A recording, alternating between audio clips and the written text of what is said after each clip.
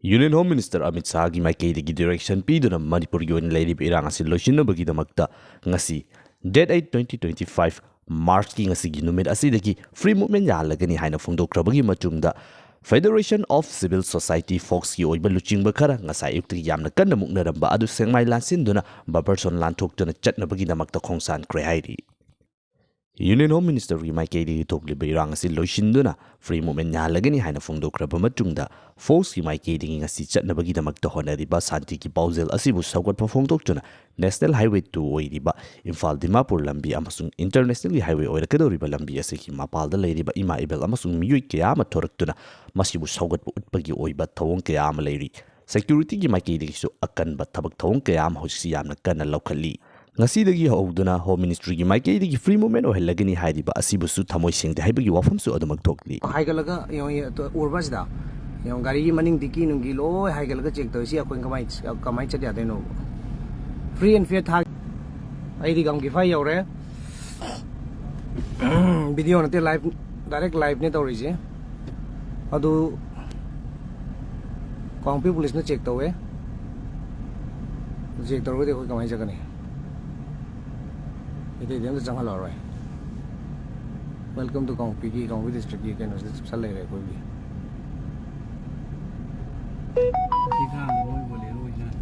Union Home Minister Misa Masana ngasi date 8 March 2025 jidagi hauna Manipur gi highway koding magda chathok chasin tawbada community amatana ayet papi be aroi madu da yelak koding mag strict action logani na lauthokra Union Home Minister na lauthok pai ji Union Home Minister na lauthok ki bai ji icham cham na te arai bana te ko icham cham na hekta khanna ba ya po na te Ada sida free and fair salang gadau sida Kangpokpi police na sida khami maram ji kai gino Kangpokpi police sida kuki angta ni dai khoi budi just 50 meters ta leire ai yo endi ado ji aina jangi sidi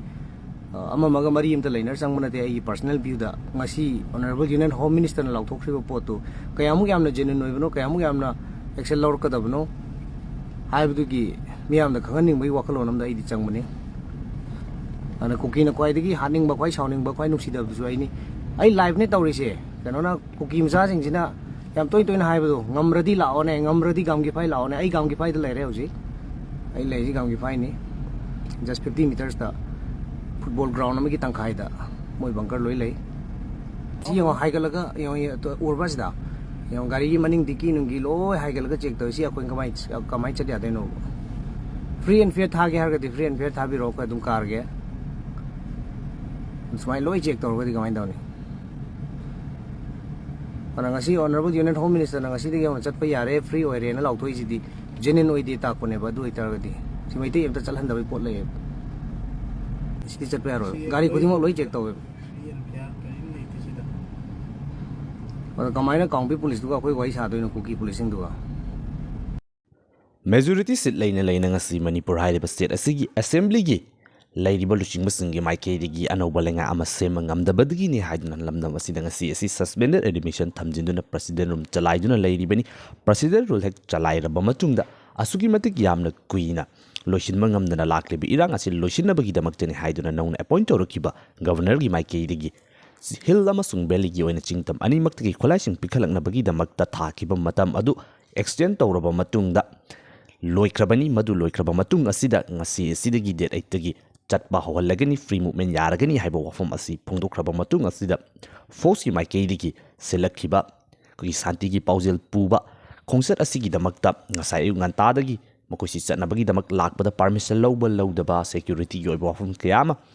puthokna duna yamna kanamukna duna laikibani adu ikhang khangawdana makoi khara lithoktuna chatkhei haibagi paw amani Union Home Minister ki maikaydi central government ki maikaydi directly thokiba order free movement halagani haiba wafam asi yabangam loi haiduna kuki gi luchingba amasung makoi organization ke agmagi maikaydi hanjin phongdokraba matung amasung Focs ki wafam adubu santi gi oiba khongset adu chatpa yaroi haiduna warning torokraba matung da ngasi gi numit hangdokani haiba date 8 numit asida Kangpokpi mafam kaya amada thoraktuna maitesing lakpra haibudu yengnabagi damakta yamna kanna honabagi oiba Thawong kaya amasu lairi security kaya amanasu makobi yamna cheksinna yengsilli Hasatai panduwe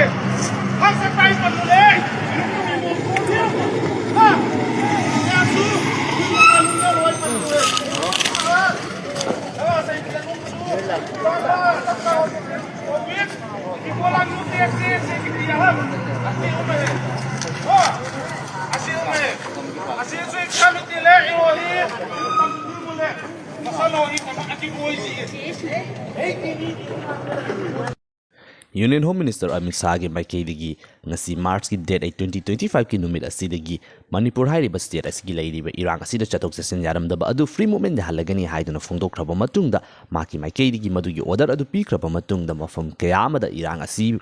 loisinduna masi chatpa yarani haibagi Union Home Minister gi order adugi makada mute kayama buffer zone haina leiramba hana changnaramda mafam kayamada chathongnabagi damakta honabagi oiba thodok kayama leiri security kayama gi maikaydi madubu athingba pibagi oiba wafamsu adumak Thoklani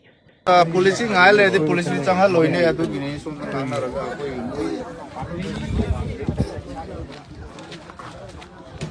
ma'am live share तौबियो कोई हजिक लेजरजे कोई पुखाव दुलाई थाबी हारिबा मफम दनी को कोई मतम याम कुइने कोई संगबा यादबीदा लेरुरबा मतुंग कोई होम मिनिस्टर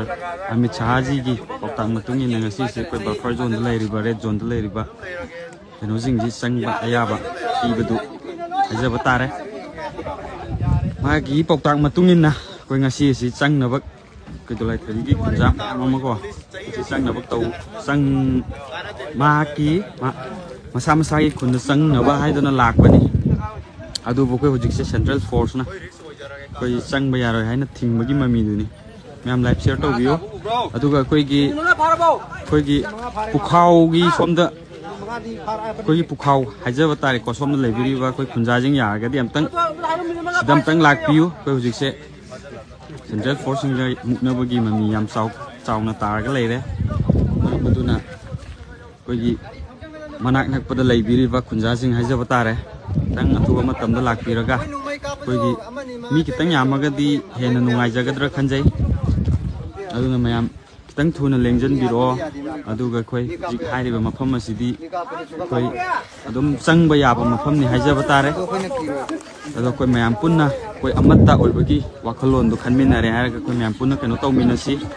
मना मना मतेंग पांगनसी मैम लाइव शेयर तौबियो अदुगा मतम कुइना रिलीफ कैम्प द लेरो बसिना नाउ जिंगजिबु मयुमदा चंगहनबदा अदोम अदोमगिसु दायित्व याम साउना लई मरम मदुना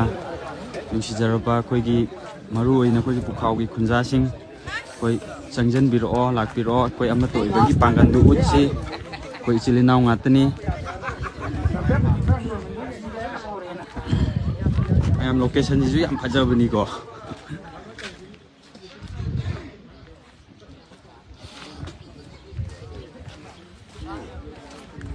riksha moi minute manga atro moi ngai hai da moi no ji hai beje minute manga ngai biu adugi matung keno tauge hai bani minute manga je helakre around 30 minutes mukti chang usal eko afam yam phajabe adu kimati yame kuki orang mana apa sih natra se lai dar lai asidi ada uri bicingje asidi hek laida gargana kuki gang kijang cycle somchang induine ba koi hujik chang duri mafam jina kasu yam kana la poidabni sidi adum changaga leiba yaba mafam ni ko sidi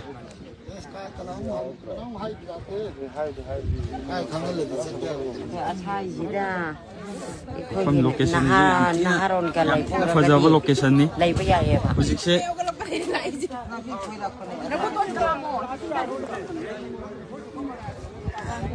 koi mi jeng tang yam ga di hena nungai jaga ni na khanjai ado koi pukhaw gi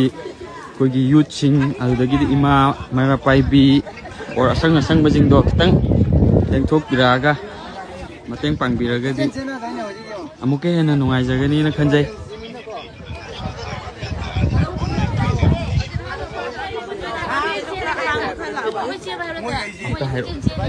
Mana pabi khoi tera pu do khala thok pi ro khoi do la the bi chang ni ngai gi mi myam la e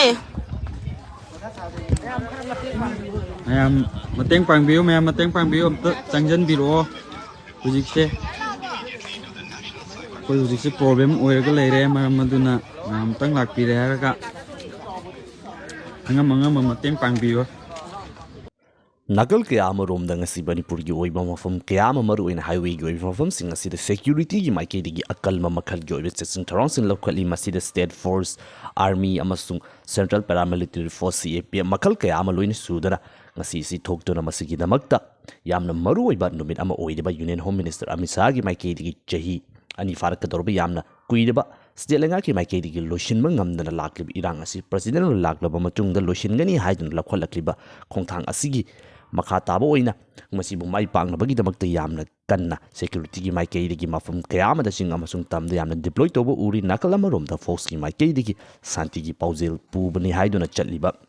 makoi gi oiba khonsat adusu mukhi luchingba khara Kangpokpi romda Sekmai lankatuna chatkibagi oiba paudum Kangpokpi gi mafam kayama dana Kuki gi organization kotu amasung makoi gi oina leiriba group kaya ama thoraktuna lambi da thingduna maitei sing lakpa yaroi haibagi oiba yamna kan makongjang sing leiri aduki matik yamna chicheng fanglaba lamdam asida leiriba myu kiyam aduki matik yamna awaba takraba loshinma ngamdana lakriba irang asi loshinabagini haiduna union home minister Amit Shah gi maikeidagi lokhallakliba highway dagi chatok chasin yagani haiba free movement yagani hairiba khongthang asigi result ngasi chap chana yengminarasi